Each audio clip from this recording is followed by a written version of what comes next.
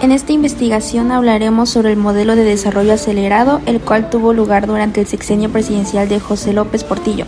Abordaremos las características de dicho modelo, las consecuencias que tuvo al aplicarse en el contexto social en el que se encontraba la sociedad mexicana y los cambios que provocó en el ámbito político y económico del país. Todo empezó en el año de 1976, cuando llegó al poder José López Portillo, quien anuncia su nueva política económica llamada Alianza para la Producción. Su hincapié fue: la solución somos todos. Con esto, su finalidad fue restaurar la confianza que perdió en el sexenio anterior.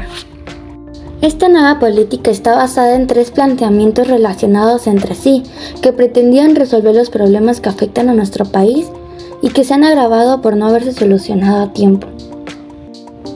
Estas reformas fueron: número 1.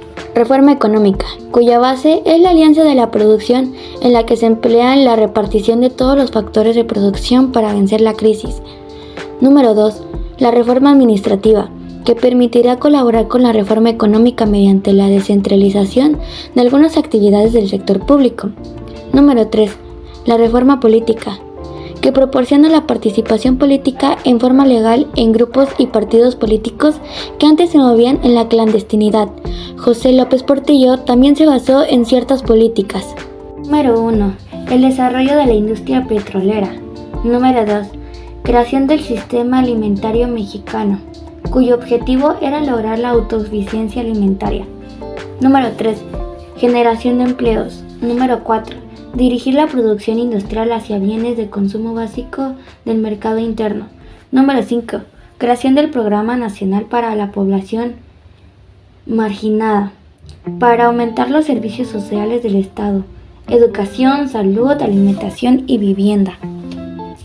Dentro del modelo de desarrollo acelerado podemos hablar del auge petrolero que sufrió el país durante esta etapa, cuando Luis Echeverría Álvarez dejó la presidencia el 30 de noviembre de 1976, tras 6 largos años, pero consigo también dejaría una profunda crisis económica que asolaría el país, dejando una deuda externa de $20,000 millones, un déficit en la balanza de pagos de más de $3.5 mil millones en 1976, un peso devaluado en casi 100%, una inflación del 27%, fuga de capitales, descontento obrero, campesino y empresarial.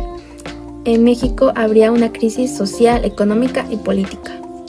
Presidencia el 30 de noviembre, el abogado, profesor y político López Portillo, tras 6 largos años, pero consigo también dejaría una profunda crisis económica que asolaría el país en los estados de Chiapas y Tabasco, una deuda externa de $20,000 millones del petróleo, un déficit en la balanza de pagos de más de $3.5 mil millones en 1976 y las potenciales de peso devaluado en casi 100%. Y que mientras la mayoría de los países agotaría sus reservas de petróleo en unos 30 años, las de México durarían más de 50 años, habría una por lo que el precio del petróleo se disparó de $4 por barril en 1970 a $38 en 1979.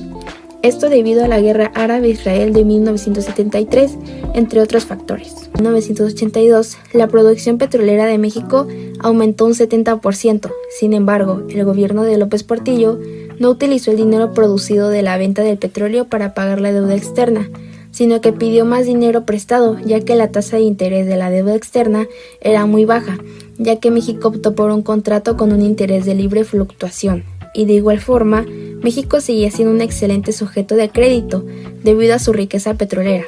Por esto mismo, se tomó la decisión de no pagar la deuda en ese momento, y se eligió utilizar la divisa del petróleo y el préstamo externo en gasto público, por lo que se pensó que primero se podía sacar al país de sus problemas y después habría tiempo para poder pagar la deuda cómodamente y seguir fortaleciendo el país. El gobierno de López Portillo invirtió en lo siguiente: primero, en la infraestructura industrial, los cuales eran la construcción de puentes, aeropuertos, parques industriales, etc., todo lo que auxilie la producción industrial. Segundo, infraestructura eléctrica, la cual se duplicó durante este periodo. Y tercero, compró empresas privadas con dificultades económicas. Con base en las medidas anteriores, en 1979, el PIB aumentó en un 9%, después de un miserable 2% en 1976, y hubo una creación masiva de empleos, donde parecía que el país estaba corrigiendo su rumbo. Pero inevitablemente, el modelo de crecimiento económico acelerado fracasó, ya que la economía mexicana dependía exclusivamente de las exportaciones petroleras. Si en 1977 el petróleo representaba el 10% de las exportaciones, en 1981 era el 75%. Por otra parte, el gobierno no tenía otros ingresos, no había aumentado los impuestos por no afectar a los empresarios y no había importantes exportaciones no petroleras. Entre 1981 y 1982 se desplomó el precio internacional del petróleo, se agravaron las crisis económicas en el mundo y por supuesto en México también. Las divisas no fueron las esperadas y por si fuera poco, sobrevino una sequía que afectó al campo mexicano. Con todo, el plano fue un fracaso total y, por ejemplo, en 1982, las metas en cuanto a producción de maíz y frijol casi se cumplieron, teniendo tan solo una reducción de 17 y 26% respecto a 1981, año en el que se alcanzó la autosuficiencia. El problema fue la gradual caída en la producción de casi todos los granos, la cual llegó hasta el 50%. Debido a esta crisis agroalimentaria, los distintos gobiernos intentaron tomar cartas en el asunto mediante dos estrategias. Por una parte, con Luis Echeverría, incrementó los precios de garantía de los principales productos agrícolas, con el objetivo de que los campesinos regresaran a sus parcelas, lo cual no funcionó. Asimismo, durante el gobierno de López Portillo se creó el SAM en 1980. El SAM reconocía que en aquella época más de 35 millones de mexicanos se encontraban en una etapa real de desnutrición y 19 millones registraban características graves, por lo que era tiempo de ponerse manos a la obra. Se dio a conocer en marzo de 1980, el SAM tenía dos cometidos principales. Primero, el Estado se comprometía a suministrar los recursos financieros y materiales necesarios para incrementar la producción de alimentos básicos. En segundo lugar, con el SAM se establecía el compromiso de mejorar la distribución de alimentos, de tal forma que un tercio de la población que se encontraba desnutrida pudiera obtener una dieta adecuada. El objetivo específico era recuperar la autosuficiencia en la producción de maíz y frijol para el final del sexenio y en otros productos básicos para 1985. Reconocerse que gran parte de la baja en la producción de maíz y frijol se debía a la expansión de los cultivos forrajeros como el sorgo, se elevaron los precios de garantía de los alimentos básicos más que los de los forrajeros. Los precios para maíz y frijol se incrementaron en 20 y 36% respectivamente en 1980 y solo 15% los del sorgo. Aunque entre defensores y críticos existe consenso acerca de que el mayor alicate del SAM a la producción de alimentos fue el incremento del precio de garantía, también se proyectaron otros programas para estimular la producción. Se reunió un conjunto de subsidios para ello, entre los que se incluían accesos más fáciles a créditos del Banrural, menores tasas de interés del 12%, producción de 30% en el precio de los fertilizantes e insecticidas, un 75% de descuento en el precio de semillas mejoradas, un corte de 2/3 en los costos del seguro para las cosechas y un sistema de riesgos compartidos para algunos productores de básicos a quienes se les pedía garantizar un reembolso promedio si aceptaban emplear innovaciones tecnológicas. En 1918, la descentralización, poca organización y vigilancia electoral daba notoria muestra de que autoridades municipales estaban a cargo de funciones electorales. Ni partidos, candidatos, sociedad, federación y el mismo poder ejecutivo tenían injerencia en el proceso electoral. Dicha ley permitía que cualquier persona con más de 50 votos pudiera postularse para candidato. A partir de 1946 se centralizó casi todo, estableciendo que solo partidos podrían tener candidatos, dejando que cualquiera pudiera hacerlo.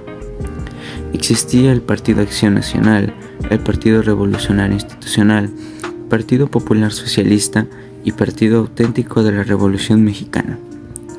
PPS y PARM eran muy débiles con apenas 5% de votaciones. El PAN mantenía apenas del 10 al 15%, pero sin permitirle competir contra el PRI. Solo en 3 ocasiones obtuvo presidencias municipales el PPS y el PAN, mientras que el PRI no perdía ninguna gobernatura ni senaduría. Gracias a todo lo anterior, las elecciones se llamaban poco la atención del pueblo, gracias a la prevención de los resultados ya. A partir de 1977, con la Ley Federal de Organizadores Políticos y Procesos Electorales, LOPE, aprobado el 19 de diciembre de 1977, se propone un nuevo régimen con 1.5 de votación. Se crean representaciones por mayorías, pero por otro lado, la prohibición de candidaturas comunes o independientes no tuvo avance. La especulación es una manera ilegal de manipular la demanda y la oferta para obtener utilidades. Su característica más particular es que el espectador solo persigue un beneficio económico, una ventaja en su inversión, por lo que la consecuencia directa de esto es que no se disfruta del bien en que se ha invertido porque su atención está puesta solo en sacar ganancias de la misma. Otra de las consecuencias negativas de la especulación financiera es la existencia de los especuladores, pues no se permite que se genere una competencia justa y suficiente, ya que los precios no bajan y por lo tanto desciende la calidad de los productos que se ofrecen. Sin embargo, hay otros que aseguran que la especulación financiera es beneficiosa para el aumento de la oferta y demanda, debido a que garantizan la estabilidad de los precios de los activos y a su vez reduce el riesgo de que se genere volatilidad. Esto aprueba que la especulación financiera es una especie de mal necesario debido a que no existe una gran cantidad de especuladores que asuman el riesgo en cuanto a la fluctuación en los activos. Como hemos podido comprender, el modelo de desarrollo acelerado trajo prosperidad e inquietudes al país, pues podemos hablar del auge petrolero que existió favoreciendo así la economía de México. Sin embargo, también se presentó una crisis agroalimentaria, afectando así a una gran cantidad de la población. Asimismo, nos encontramos con una reforma política que trajo cambios en la organización y vigilancia electoral.